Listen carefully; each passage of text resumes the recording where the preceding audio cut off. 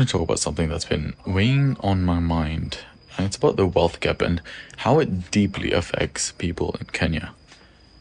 I live in all parts of the world: Europe, Asia, Africa, and the difference in opportunity is something that you can feel, not just read about. In Kenya, the average income is nowhere near what people in developed countries are earning. I mean, obvious, because it's not as economically developed. But according to the data, the average monthly income is around $500, and that's just the average, which means many families live on much, much less. And what that translates to in real life is this: for the average Kenyan family, simple things like going to the mall are luxuries.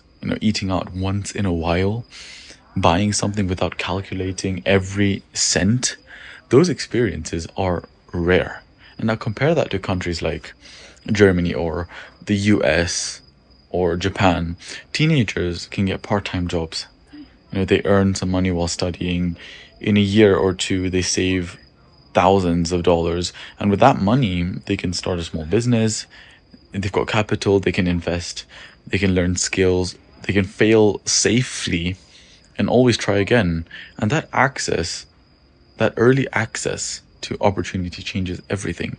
It gives young people a horizon, it gives them options, it gives them room to experiment and make mistakes.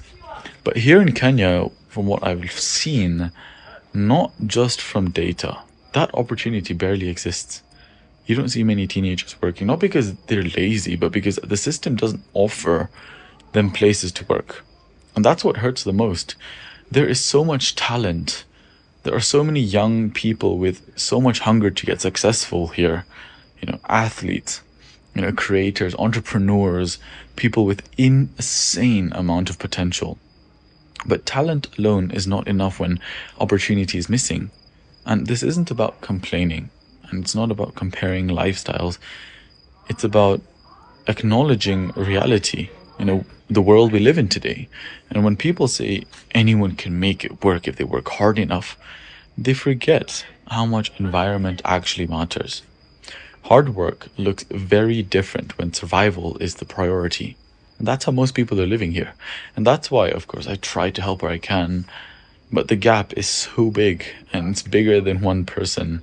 And I just felt like this needed to be said, because behind every statistic is a human life, and behind every lack of opportunity is unrealized potential. And so the problem isn't talent,